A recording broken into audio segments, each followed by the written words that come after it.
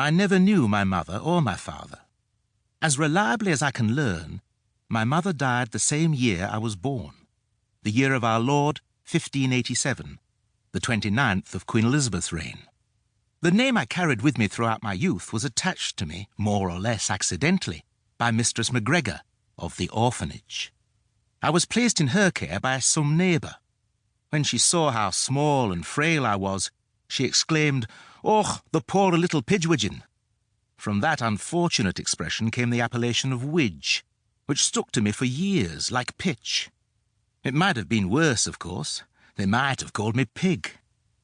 Of my life at the orphanage, I have made it a habit to recall as little as possible.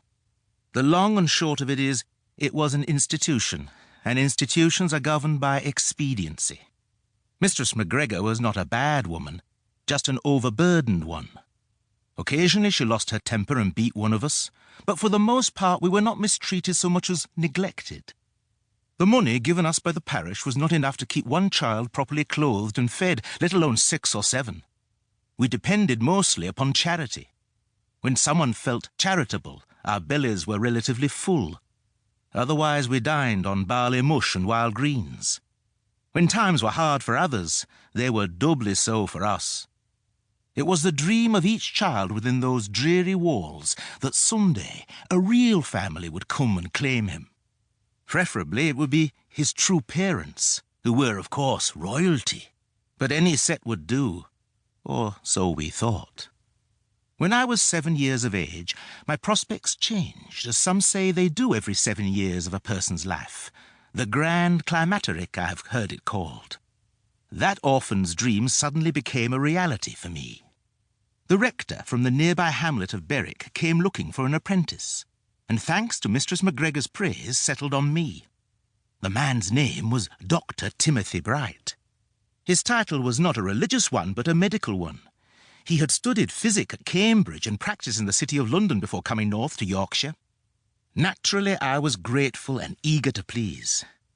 I did readily whatever was asked of me, and at first it seemed I'd been very fortunate. Dr. Bright and his wife were not affectionate towards me, nor indeed toward their own children.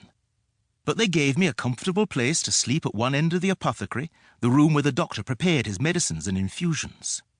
There was always some potion simmering over a pot of burning pitch, and one of my duties was to tend to these. The pitch fire kept the room reasonably warm.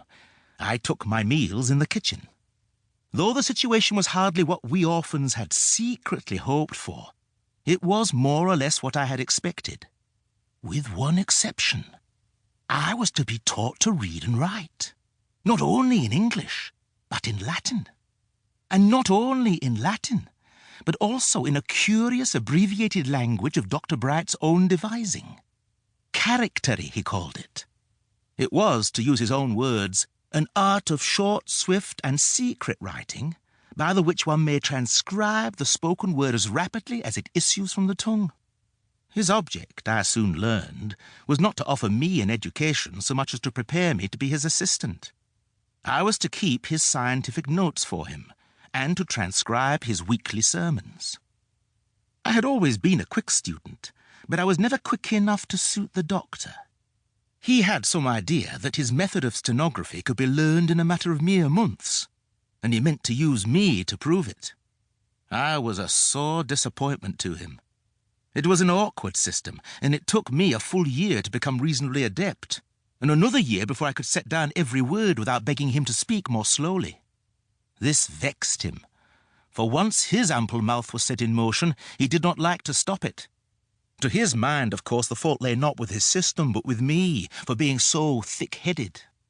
I never saw him write anything in this shorthand himself. I'm inclined to think he never mastered it.